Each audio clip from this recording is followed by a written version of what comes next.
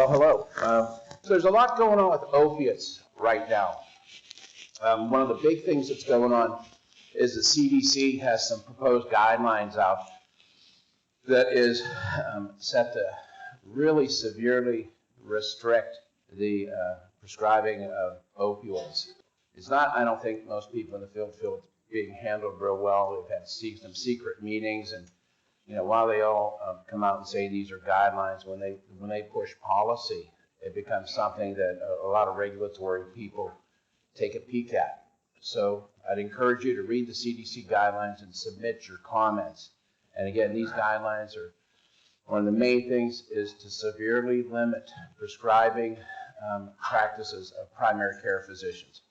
As you know, about 3 or 4 weeks ago, there was, I think it was a JAMA or New England Journal article saying the majority of opioids prescribed are by primary care physicians. And they made a big deal out of that. And, that to us in the field is no surprise, because that's the same with antihypertensives and, oral contraceptives. So primary cares are the front line. So I'd encourage you to look at that. So, again, opioids, we hear about the opioid epidemic. The opioid epidemic is nothing dramatically new. It's been going on for the last 10 to 15 years, ever since they made us pain the fifth vital sign, and JCHO rated us if we didn't prescribe pain medications, and then Purdue Pharma went out and said OxyContin's safe for everybody. Then the story begins. So a patient came to my office a typical Friday afternoon. I have low back pain, and he said he was in a Suboxone clinic before, but it was for pain. And I did what probably a lot of you do now. I Googled him, I put his name in quotes, put his hometown, and I put arrest. And once you know, the Allegheny County Sheriff's Department has a Facebook page, a 10 Most Wanted list. And did you ever try calling 911 for something that's really not an emergency, or call the police? It's almost impossible. You have to actually call 911 for emergency and non-emergency calls. Anyway, they came and they took him. The next day, the staff said, look, he left his backpack here, and there's like 6 phones in it, and it keeps going off. And I opened his backpack, and that's the first thing that I saw right in there. So that's what people do. Bad people substitute urines. Okay, we'll talk more about that later. So again, the epidemic, we all know it's been there. Here's some interesting facts. The point they always say is we have about 5%, 3 to 5% of the world's population, but you should assume 99% of the world's hydrocodone and 95% of the world's oxycodone. In a way, that's bad, but in a way that's good. We have a lot of people around this world that die in significant pain and have terrible pain that's not treated. There's some facts: 25 million people, non-medical uses of opioids. This was the JAMA article I was talking about that pointed out a lot of these results that primary carers are writing a lot of opioids. And again, that's not anything dramatically new, because you guys, again, are those of you that are primary care, are the front line in this business. Something we have to talk about today, and a good bit, is not to be afraid of prescribing opioids, but prescribe them safely and appropriately. One of the problems with what's going on, this war on opiates, is that we're finding that resident physicians, young physicians, just come out and say, no, I'm not going to write for any narcotics at all. And we really can't have that. I always say we consume $2 billion a year worth of non-steroidals in the United States, and $3 billion a year taking care of the GI bleeds, etc. You're seeing a real spike in tramadol use now because everybody's afraid to write for Norco. Tramadol is a tricky drug, right? It's a very mild synthetic opioid. It also has effects similar to non-steroidals, GI distress, duodenitis, and also, too, the big fear with that is seizures, especially with anybody on antidepressants. If they're on antidepressants, avoid tramadol, and you're not getting a pass that it's not an opioid when you do that. As we all know, the lumbar surgery rates in this country are through the roof. There are centers where surgeons now do 20 operations in one day between 2 or 3 rooms. Okay? They're just soaring, and we're having 25, 30-year-olds with 3-time redo backs. Okay? We have to balance reasonable, good prescribing patterns, okay? Now, so this was my new slide, just stop and breathe, okay? What do we have to do? We have to educate, and teach people, young physicians, extenders, primary cares, how to safely prescribe opioids. Okay, that's our job today, to learn more about how to do that. We're going to identify simple risk factors that you're going to ask patients before you put them on chronic opioids today. ORT is opiate risk tool. These are available on the internet. There are 6 or 7 basic questions, and then you score people, high, medium, low risk. You don't really need to use an opiate risk tool if you're going to ask the 3 questions that I'm going to tell you to ask. So which of the following are major risk factors you need to consider before prescribing opioids to a patient? Personal, family history, significant psychiatric. By significant psychiatric history, people ask me, what do you mean by that? I say a 2-drug history or something other than a little depression. Oh, there's the answers. We got E. Personal history of addiction, family history of addiction, and significant psych history. Those are the 3 things you have to ask and start documenting. If you have anybody on long-acting meds or meds over a month, say this patient does not have a history of personal addiction, does not have a family history of addiction, and does not have a significant psychiatric history. We have a thing called drug school, where I bring in a lot of primary care residents to rotate through. And I talk to them in the beginning about this family history thing, and I think they shake their head like, oh, okay.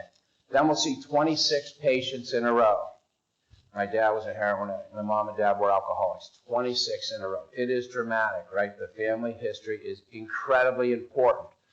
You know, traits are passed on 2 ways, Mendelian and non-Mendelian. So blue eyes, kid's going to have blue eyes. Non-Mendelian, I'm kind of good at math, she's good at math. Anyway, of non-Mendelian traits, this passes down with the highest concordance of anything that's been studied, greater than 50%.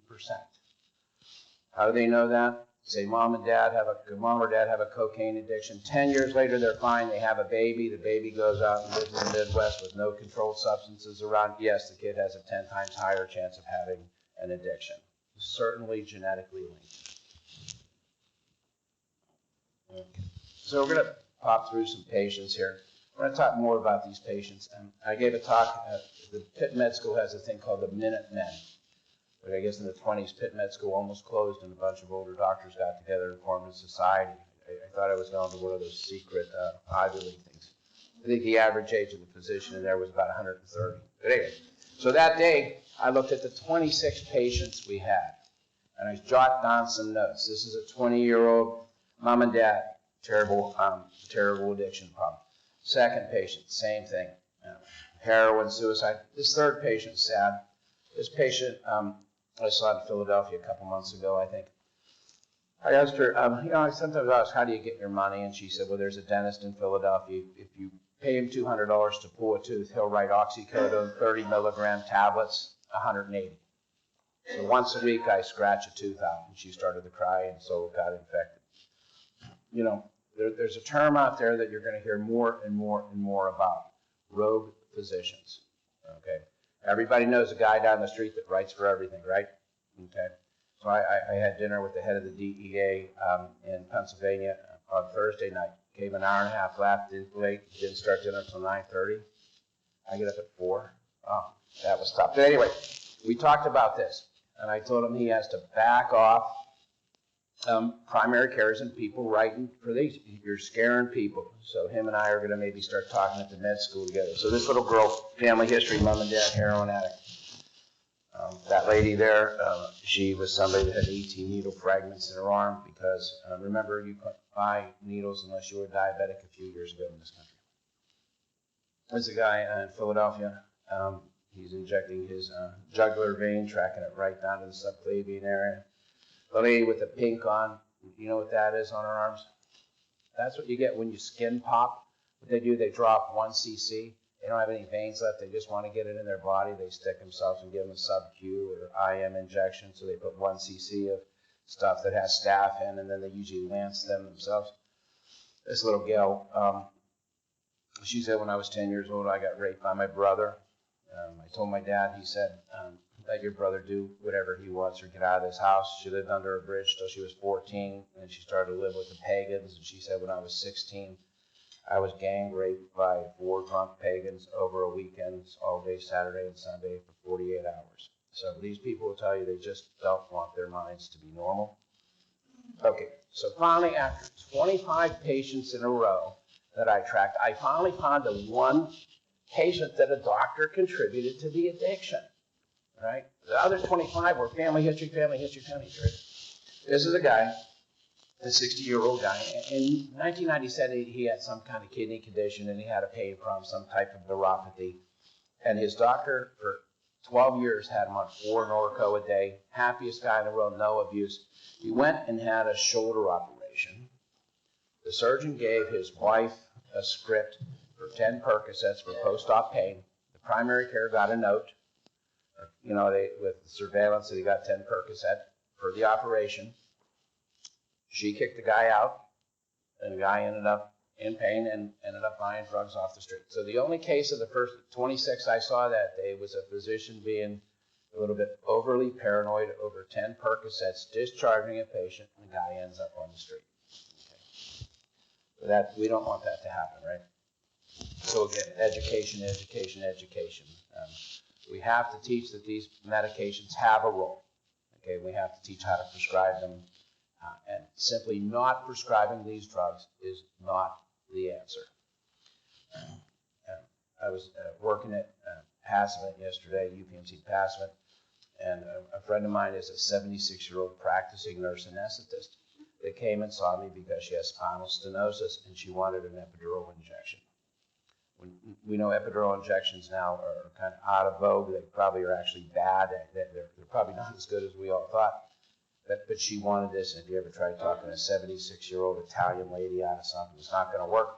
Anyway, so I said, look, Sylvia, take a half a Percocet at night so you can sleep. She's crying at night. She's taking 6 800-milligram Motrins a day, and she said to me, I hear all this talk. I don't want to become a drug addict. I said, Sylvia, you're going to, kill your stomach, okay? Take a half a Percocet. So we got to watch out for this paranoia, and indeed, she'd be the last one that would get addicted to anything. Okay, you're going to see CNP during this. We call that chronic non-malignant pain. Okay, we talked about the 3 risk factors. Personal or family history of addiction. Family history of addiction. Don't make it complicated. Any family history of addiction clicks that positive. Yes, my dad was an alcoholic. My mom had a cocaine addiction when she was 17. It's just a plus or a minus. It's a qualitative, not a quantitative thing.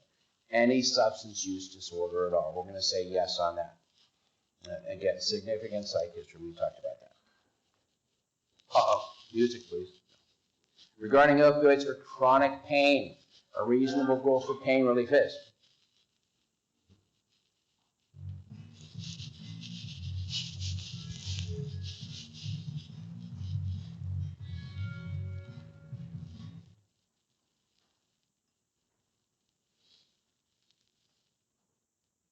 Well, I'm glad I'm here today, because you guys messed this one up.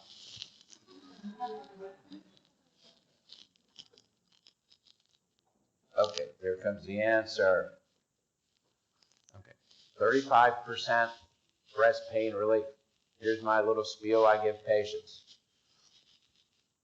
John, you've had 4 back operations. I know you want to cut wood and do 2 cords of wood today. You're not going to be able to do that. These meds help with breast pain. Now, John, let's pretend something. Your back hurts now, right? Let me put an IV in and give you morphine, okay? Now you're comfortable, right? I'm going to come up behind you and I'm going to stick you in the back with a knife. Boom. What are you going to do? You're going to jump out of the chair. Acute pain is not handled by oral opiates or any opiates real well, okay? It's not. So these meds are not made to make you Superman. Do not let them do the empathy thing with you. I'm a roofer. If I can't work, I don't make money. If I don't make money, I can't feed my kids. My kids will die if you don't give me meds. Empathy is terrible. When it enters into narcotics, no, terrible. So you don't do that. And I tell patients, my goal is so you can watch Jeopardy at night with your lady. Okay, that's it. 35% rest pain relief. So establishing reasonable goals when you start these meds is very important. That's how I talk to patients. They seem to understand that. If you have a bad back and you're a mail carrier or you're working at a lumber yard, look for a new job. Do not give them meds to work. That is not an indication, and do not let empathy enter into the situation.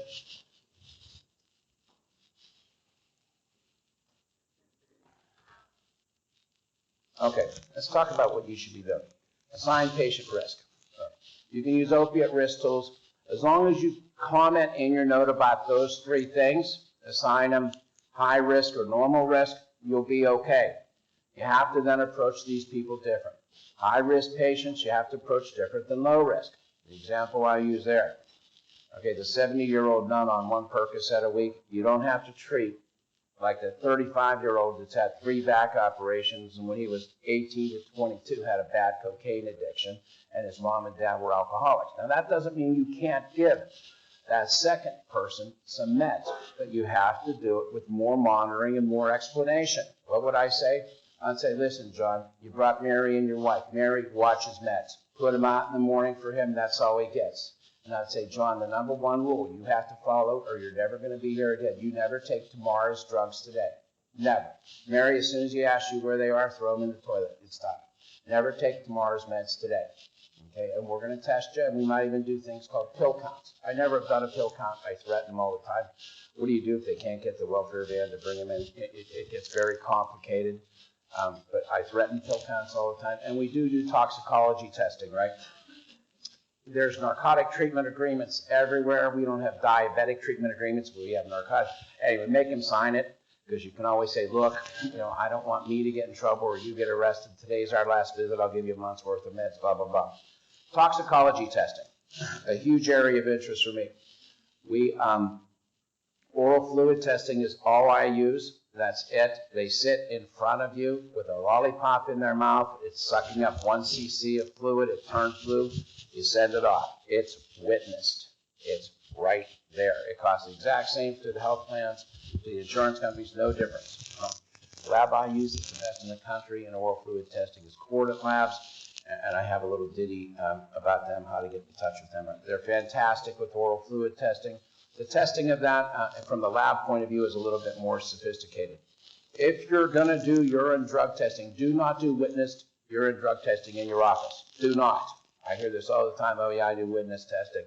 I said, right, I'm going to have my secretary go in there, watch somebody pee, have the patient come out and said, she touched me, and have a lawsuit for $17 a month to see you? No. You cannot do witness testing in your office. You can't. That's why oral fluid's good. Bad patients will carry something in their underwear and squirt it in the cup. Bad people who are coming to you to divert medications. The only other group that does that is the kid who has weed in his system and he doesn't want to get kicked out because of weed. Okay. So if you're going to do urine drug testing, do it randomly. It cannot be predicted. And when they have an excuse, that's it. Sorry, if you don't get it done today, I'll give you a slip to go get blood work. Or you have to get it done as soon as tomorrow morning. It has to be blood work. Or we're done. The DEA will close me down. Here's 1 month's worth of meds. So if you're going to do it, you have to follow through. And again, my staff, Dr. Pallone will tell you, my staff functions 2 ways when they talk to patients, when they have to give them bad news. I can say, Dr. Pallone, you're going to hell.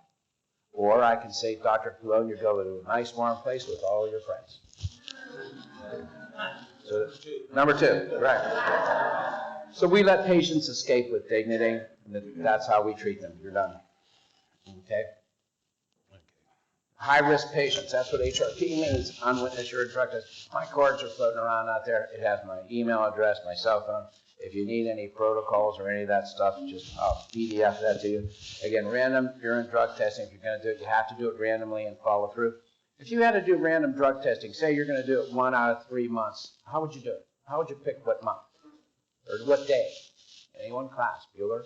Bueller. Every year I say that, less and less people laugh. How would you do it? Pick a random day? So what we do, we have those big pink dice. If it rolls 1 or 6, that's a day. You can't say I'm going to do it January, maybe February. Do it every day. Just roll the dice. Okay? Don't let your secretaries do it. because it'll always be negative. They wanted it. Okay, now, prescription drug monitoring programs. These things are going to be huge here. Okay, we do it in every surrounding state. And what that is, it is not hard. Don't be afraid of it. It takes 10 seconds. You put their name in, their date of birth, and their gender. I don't know why you have to put the gender in, because it says male, female. They don't want to tell you. So anyway, so you put that in, and you get a list of controlled substances. Okay, you'll see if they're going around shopping. But even more so, the big thing with this is, right, if you see a lot of these people are at huge risk for overdose. Huge risk, okay? For chronic non-malignant pain, watch your high total dose. You know, we talk about morphine equivalents all the time. That's a big thing over the last 4 or 5 years. They talk about 100 milligram morphine equivalents. Okay. You know, Ezio is the new Narcan injector, and they came out and they said if you're on more than 10 milligram morphine equivalents a day, you're at risk for you know, overdose deaths, which is really a skewed statistic, right? So that's like saying if this person takes 1 Percocet a day and that one takes none, he's at more increased risk of a problem from the Percocet. Not really fair. Okay, so real quick thing, how do you guys determine morphine equivalents? How do you think of a Percocet compared to morphine, right? Morphine comes in oral form, 15s and 30s, morphine, and then there's the MS Cotton, 60s, 30s, 60s, and so on. Here's how I think about it. Remember, I'm stupid, so this is my easy way I remember this. So we have a Percocet 10 right here. Now we got to think about morphine. Everybody thinks morphine's stronger, but it's actually weaker. So it takes 20 milligrams of morphine to make 10 milligram Percocet, and Opana, which is the other big common one, is the real strong one. It takes 5 milligrams of that. So I put Percocet in the middle. I think morphine should be stronger. It's actually weaker. So that's why an MSIR, morphine sulfate instant release 15, is equivalent to about a Percocet 5. Okay? Okay, so avoid high-dose, short-acting narcotics. We see a lot of patients. I don't have anybody on greater than 10 milligram Percocet 4 a day. Again, why is the Tylenol in Percocet? It's not in there as a pain reliever. It's in there as a buffer. It buffers the stomach and aids in the absorption of the oxycodone. I tell patients, if I give you a 10 milligram oxycodone, measure a blood level 3 hours later, there's 6 milligrams in there. I give you 10 milligram oxycodone with a little Tylenol, there's 9. Okay? So that's why, so you get some patients that will do this, and most patients, if you explain to them, they actually get a higher blood level, they appreciate that. So 10 milligram Percocet is the highest thing I write for. Those of us that do addiction medicine, you know, Roxicet, oxycodone is the drug on the street. Oxycodone, 15s and 30s. If you spend a day with Dr. Pallone and I, you would never write those the rest of your life. Those are on the street. Oxycodone is the #1 abuse street prescription opioid. What's number 2? Suboxone. Okay. So pinks and blues are the Perc 15s, Perc 30s. That's what they call them. Roxicet, oxycodone, 15s and 30s. Uh-oh, another question. When entering a relationship to prescribe chronic opioids to a patient, very important items discussed are, music please. Okay.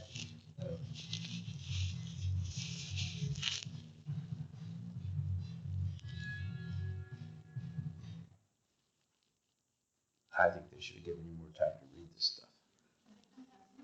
I hate busy slides like this. But I didn't turn them in until about 4 o'clock yesterday. So.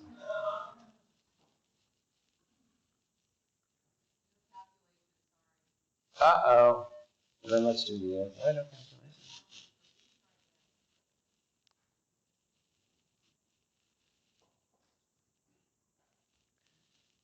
Rolling open. Do we get more music? Okay, let's just talk through these answers here, okay? Pills must never be taken faster than prescribed. That is my #1 thing I take patients. You may never take tomorrow's pills today. Say it works. Safe, secure storage of all controlled substances is very important. You know, what do I review with patients? Constipation, right? Your body never gets tolerant to constipation. They have to take something. Every day I tell them, you must poop once a day. Take something. CNS confusion, that euphoria, that feeling that you have on Friday afternoon, you have 2 wine coolers, you're in the beer Your wife's gone for the weekend, you're chilling. That euphoria, right? When you take opiates, that happens. If I gave everybody in this room Perk 30 and said, just chill, 20 minutes from now, you'd all feel nice and light, and you'd feel good. You would. That's a reward sensation. That's your dopamine levels going up in your head, right? It is exactly how it works. Now, that euphoria, that getting high, that reward sensation, does your brain get tolerant to that, and does that kind of stop? Yes or no? Yes, it does. Okay? So, if you have a state policeman and he says, you're putting me on Percocet, you take your Percocets as prescribed. After a few days, you're not going to have clouded judgment. Now, you can't take a bottle of them and wash it down with a fifth of rum, right? I had a guy the other day in the addiction clinic. I got a 35-year-old guy. I said, how'd this all start? He goes, when I was 18, I did 17, this is in one day. He said, I did 17 hits of LSD, a bunch of pain pills, and then there's a rum 151 or something, and I drank a bottle of that. I laid down in the middle of a railroad tracks. The train ran over me, dragged me for 100 yards. I was in the hospital for 8 days. And now we're all paying for that, right? On disability, But anyway, opiate addicts hate the fact that they get tolerant to the euphoria. They hate that. They hate that more than anything, right?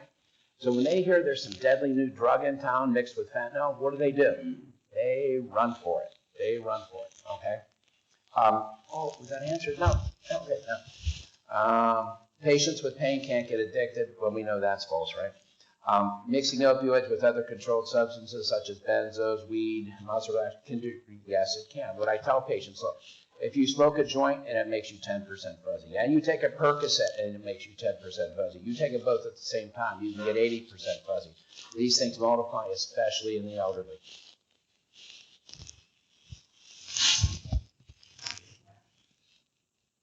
Now I'm going to get 6 slides at once.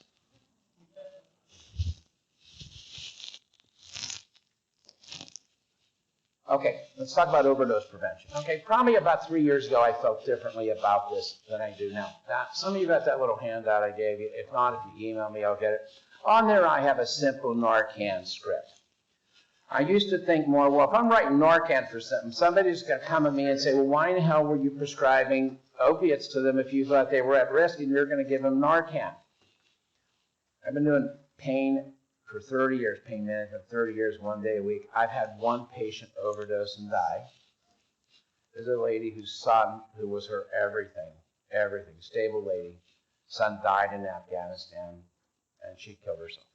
That was about 10 years ago. So I don't really think if you're doing things right, this is a using. But now, medico-legally, if you're prescribing opioids and they're on greater than 100 milligrams a day of morphine, you give them a script for Narcan. Okay, I gave you a sample script, how to write it. Okay, you can give them a link to my video on my website. It tells them how to use it. Okay, I have the paperwork on my website. It's a little booklet to download, to give them. You can use it and you can PDF it and change my logo to your logo. Give them a Narcan script. There's all kind of new Narcan coming out, right? SVO is the auto injector that talks to you.